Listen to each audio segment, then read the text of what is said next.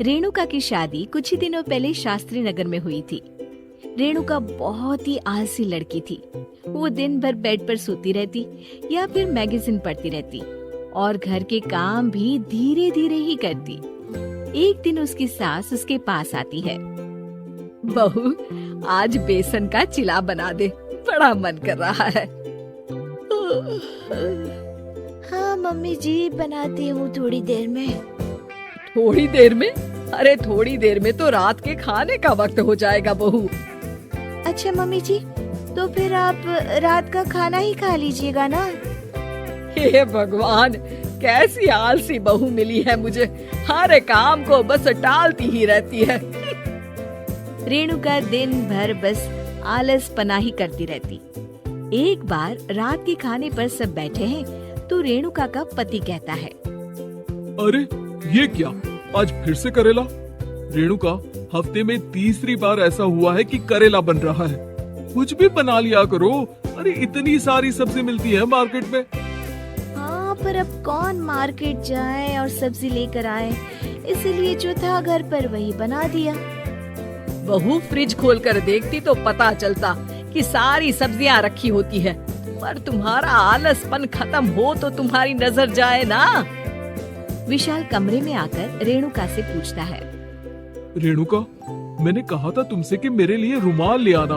मेरे सारे रुमाल खराब हो गए हैं। तुम ले आई क्या? आज नहीं गई, कल ले आऊंगी। ओफो, पिछले 4 दिनों से मैं यही सुन रहा हूँ। बिना रुमाल के ऑफिस जाना पड़ रहा है। तुम तो बहुत ही आलसी होती जा रही हो रेणुका।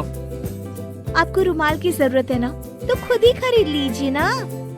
हाँ, अब वही करूँगा। तुम्हारे भरोसे बैठा रहा तो कुछ नहीं होगा। एक दिन दरवाजे पर बेल बज रही होती है और रेणुका सोफे पर बैठी होती है, पर आलस में दरवाजा खोलती ही नहीं। अरे बहू, कितनी देर से बेल बज रही है? क्या कानों में रुई डालकर बैठी हो जो सुनाई नहीं दे रही बेल? मम्मी जी, अब आप आ ही गई है तो आप ही खोल दीजिए ना दरवाजा। क्यों मुझे ताना मारकर और देर कर रही हैं? अरे वाह, उल्टा चोर कोतवाल को डांटे। सास दरवाजा खोलती है तो उसकी पड़ोसन दरवाजे पर खड़ी होती है।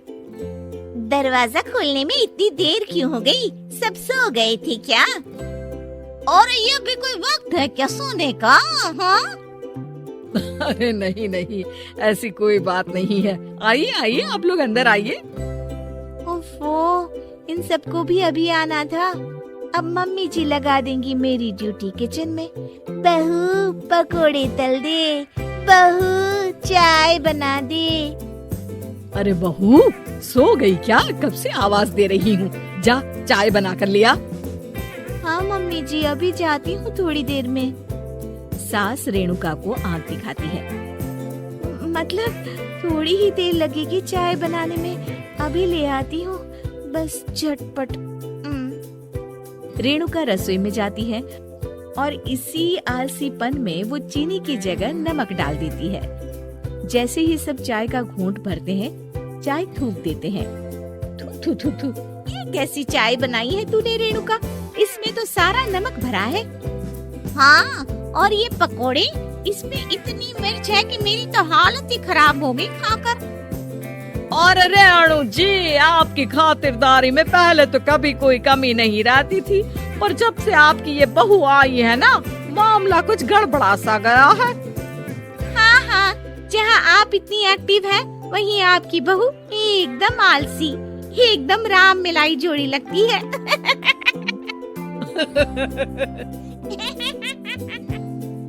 अच्छा जी, चलते हैं अब।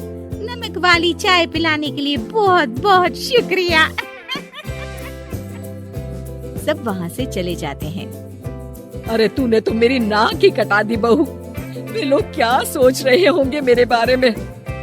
मम्मी जी, मैंने तो शक्कर ही डाली थी, पता नहीं नमक कैसे बन गई शक्कर।